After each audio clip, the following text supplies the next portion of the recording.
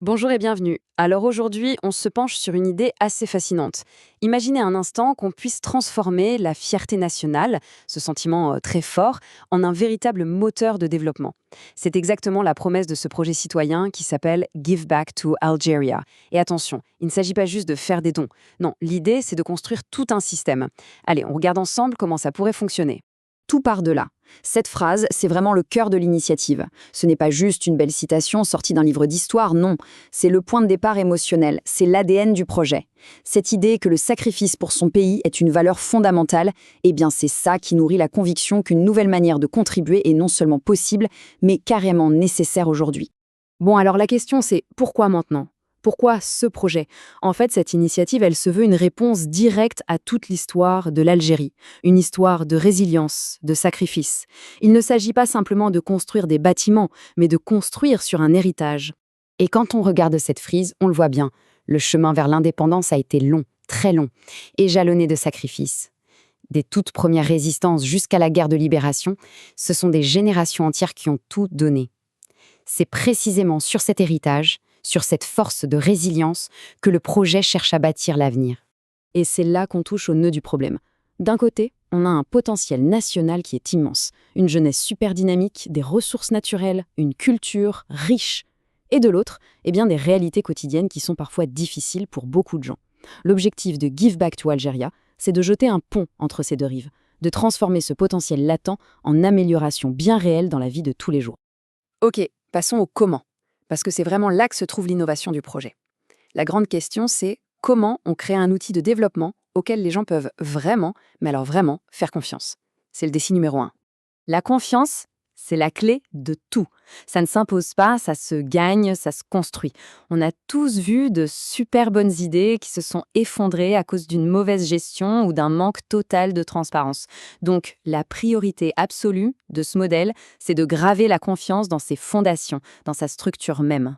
Et la solution proposée, elle est plutôt maligne. Une structure à deux têtes. D'un côté, on a une association à but non lucratif. C'est elle, la gardienne du temple, la gardienne de la mission. De l'autre côté, une société d'exploitation, Al-Amana, qui est là pour faire le travail sur le terrain de manière pro. Et la clé, c'est que ces deux entités sont séparées. L'une surveille, l'autre exécute. Ça permet de s'assurer que les objectifs restent purs et que le boulot est fait sérieusement. Et voilà le cœur de la machine. Là, la confiance n'est pas juste une promesse en l'air. Elle est inscrite noir sur blanc dans les statuts. Le verrouillage de la mission, par exemple, ça veut dire que tous les bénéfices sont réinvestis. Pas de profit personnel. Les audits indépendants, c'est la garantie de transparence. Chaque règle qu'on voit ici est pensée comme un garde-fou, une protection pour le projet et pour l'argent de celles et ceux qui contribuent. D'accord. On a donc une structure solide, des règles de gouvernance claires, mais pour faire quoi concrètement? Eh bien, toute cette architecture est conçue pour une seule chose, livrer des projets bien réels, mesurables, qui répondent à des besoins concrets partout dans le pays. Alors, où va l'argent? Ce graphique nous donne une bonne idée. On voit tout de suite une priorité claire sur les fondations de la vie de tous les jours. Le logement, l'alimentation, mais aussi des lieux pour s'éduquer et prendre soin de soi. Il s'agit vraiment de construire le cadre de vie. Prenons l'exemple des supermarchés. L'idée, ce n'est pas juste d'ouvrir des magasins. Non, le but est bien plus profond. C'est de s'attaquer à un problème quotidien, celui de l'approvisionnement alimentaire. En créant une chaîne de distribution efficace et professionnelle, le projet veut réduire le gaspillage, stabiliser les prix pour les consommateurs et bien sûr, créer des emplois. C'est la même logique pour les logements. Il ne s'agit pas de construire juste des murs et un toit. Les projets sont pensés comme les fondations de communautés plus fortes. Ça veut dire des logements abordables pour les travailleurs essentiels, mais aussi des espaces intégrés pour les jeunes, comme des clubs pour l'aide aux devoirs après l'école. Et l'engagement ne s'arrête pas là. On voit bien ici ce double objectif, nourrir le corps, mais aussi l'esprit. D'un côté, des bibliothèques et des piscines dans chaque quartier, pour l'éducation, la santé, la vie sociale. Et de l'autre, des projets plus grands comme des musées ou des théâtres pour préserver et enrichir la culture. Bon, maintenant, la question qui fâche un peu, le financement. Comment tout ça est-il censé se construire? On va voir que c'est là qu'intervient le pouvoir du collectif et comment de toutes petites contributions peuvent ensemble devenir quelque chose de monumental. Le premier chiffre, le voici, 25 €. C'est la contribution mensuelle qui est proposée à chaque personne. C'est présenté comme un montant accessible, modeste. L'idée, ce n'est pas que quelques personnes donnent beaucoup, mais que beaucoup de personnes donnent un peu. La force est dans le nombre.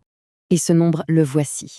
L'objectif, c'est d'atteindre 1,5 million de contributeurs, que ce soit en Algérie ou parmi la diaspora partout dans le monde. Et c'est là que la magie commence à opérer.